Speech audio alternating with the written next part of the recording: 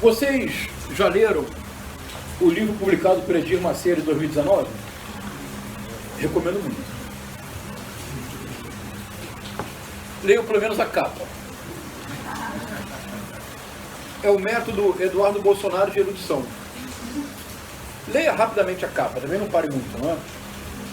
A capa é Vencer a Guerra pela Fé.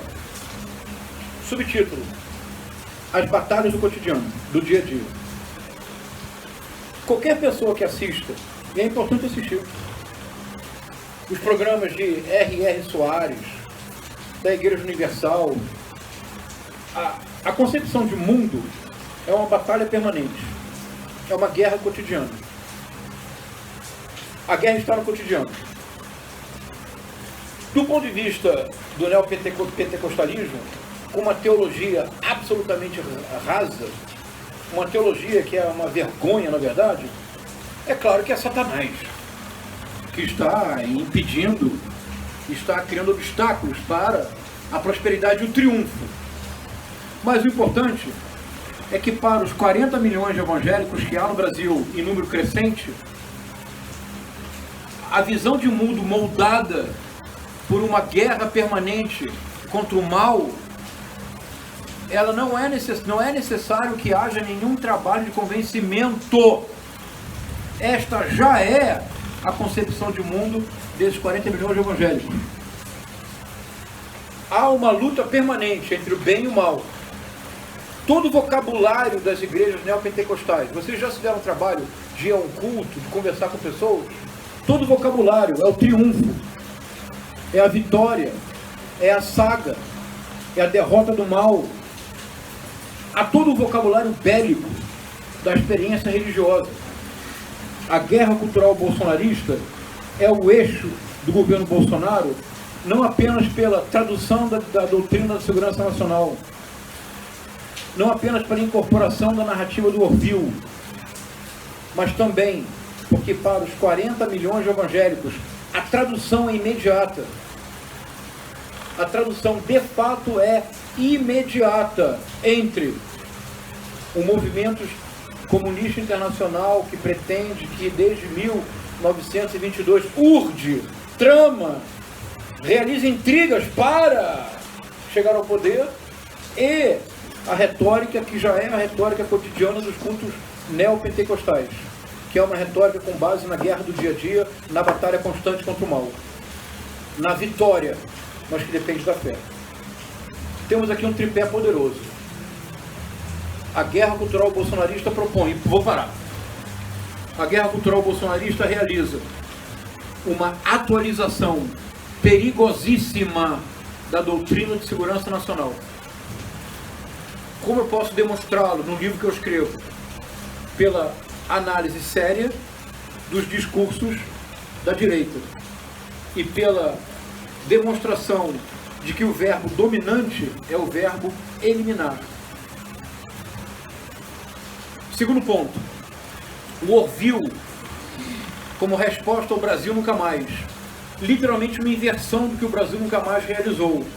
O Orville é hoje a peça ideológica mais importante para compreender o Brasil de Jair Messias Bolsonaro. Eu recomendo enfaticamente a leitura. Não é necessário fazer o que eu fiz e ler todos os relatórios policiais, todos os relatórios do Serviço de Repressão, embora é uma leitura muito útil para quem se interessa pelo período, porque você está vendo muitas vezes a montagem e o desmonte dos grupos da guerrilha armada pela visão da repressão.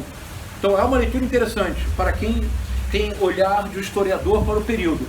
Mas se você apenas quer compreender o caldo cultural da guerra cultural bolsonarista, leia a introdução geral, com algarismos romanos, e depois vá no segundo volume para a quarta parte, que é quando eles tratam, a partir de 1974, a infiltração na cultura, e leia a introdução desta parte. Vocês vão reconhecer o vocabulário e a direção do discurso do Jair Messias Bolsonaro. Tudo está lá. Tudo que a militância digital bolsonarista diz está no Orville. Tudo. A interpretação que o Olavo de Carvalho faz da história do Brasil a partir da ditadura militar está toda no Orville. Terceiro eixo. a equivalência entre a retórica da guerra e a visão de mundo das igrejas neopentecostais, que é uma visão de mundo permanentemente bélica. É muito sintomático que a Igreja Universal tenha, nos últimos 10 anos, realizado uma transformação que nem sempre nós percebemos, em boa medida porque temos preconceito. Então não dedicamos nosso tempo para, por exemplo, assistir um programa fundamental. Fala que eu te escuto. Programa da Igreja Universal do Reino de Deus que passa nas madrugadas.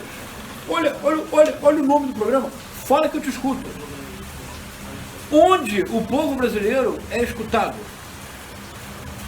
Em que canal de televisão você vê povo brasileiro? Nas igrejas, nos programas evangélicos. Eu participei há pouco tempo de uma reunião em São Paulo. Vocês perceberem o tamanho do problema que nós temos que enfrentar. E nós não estamos conscientes. Nós estamos satisfeitos em permanecer no nível da caricatura.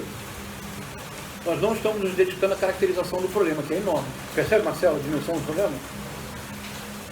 Vocês se recordam que a primeira-dama, na posse, quebrou o protocolo fazendo um discurso? Como ela fez o discurso? Você sabe aproximadamente quantos surdos e mudos há no Brasil? 13, 14 milhões. Você sabe que há mais de 10 anos a Igreja Universal tem um programa de aprendizagem de Libras. Sabe qual é a finalidade? Bate na porta. Abre a porta, pessoa. Eu sou da Igreja Universal, venho trazer a palavra de Jesus. Você que é surdo mudo, você diz.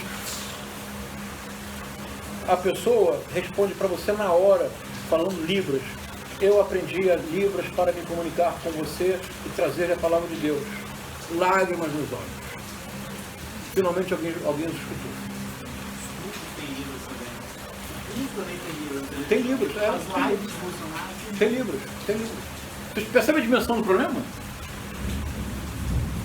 A guerra cultural bolsonarista não é uma guerra cultural como vocês estão escutando as pessoas analisarem. É um equívoco. Vou repetir. Todas as análises que insistem na trollagem, em todas essas técnicas, são análises muito agudas e importantes para compreender a sistemática ou o método utilizado. Mas essas análises não dão conta do que eu creio constituir de fato a guerra cultural bolsonarista. Ela é muito mais assustadora, ela é muito mais permanente, ela é muito mais difícil de ser combatida do que nós pensamos. Pois o primeiro passo é sair da caricatura e ingressar na caracterização e tentar mostrar para a sociedade o que está acontecendo. Se essas hipóteses para você fazem algum sentido, é uma tentativa enorme que eu tenho feito nos últimos 2, 3 anos, assistindo. Veja, eu quase mereço a medalha de honra mérito.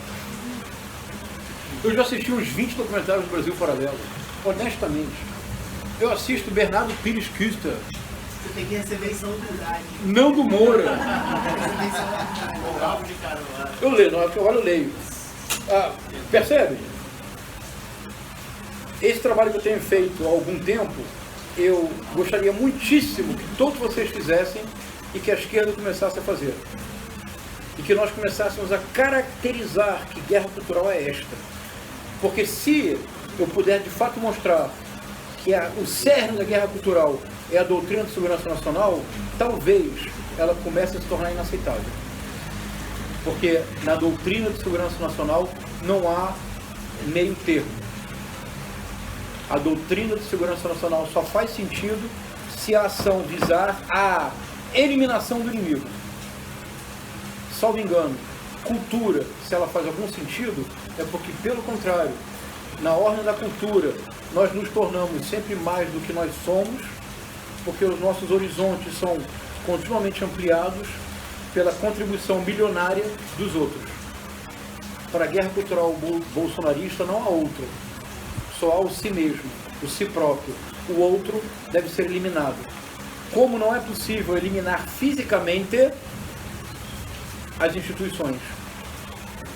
Ricardo Salles, o ministro da Educação, de cujo nome não me quero acordar, Ernesto Araújo, Damares Alves, representam a ponta de lança de um projeto autoritário que congrega, se vocês estão perceberem, de um lado, os evangélicos, Damares Alves, do outro, o meio rural e o agronegócio, Ricardo Salles. De outro, uma articulação internacional, Ernesto Araújo. Na ponta, Jair Messias Bolsonaro, com a sua capacidade incomum e que a esquerda não acreditava que seria possível de criar um fenômeno de massa. Muito obrigado.